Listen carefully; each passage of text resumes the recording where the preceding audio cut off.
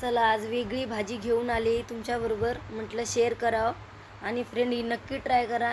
खूप छान बनते ही भाजी. कढईमध्ये तेल टाकलं, त्याच्यामध्ये एक कांदा कट केला, मिरची कट केली, मिरची टाकली कट करून, एक टोमॅटो टाकला, थोडी हळद टाकली, थोडी कोथिंबीर टाकली आणि मी चिंचेचं पाणी टाकलं थोडं आंबट व्हायसाठी. छान लागते. तुम्ही ॲड करा, तुमच्याकडे असेल तर टाका, नाही तर टाकू नका. थोडं चवीप्रमाणे मीठ टाकलं, थोडं बेसन कमी घेतलं आणि भाजी जास्त घेतली, हरभऱ्याची भाजी बोलतात याला, ती मिक्स करून घेतली. आता आपल्याला उकळी आली आपल्याला पाण्याला. गॅस स्लो करायचा आणि ते हटून घ्यायचे, त्याच्यात गिठोळे होऊ द्यायच्या नाही. थोडं थोडं थोडं थोडं टाकून हटून घ्यायचं. बघा आपली हटून झाली आहे भाजी. आता आपण तडक्याची तयारी करूया.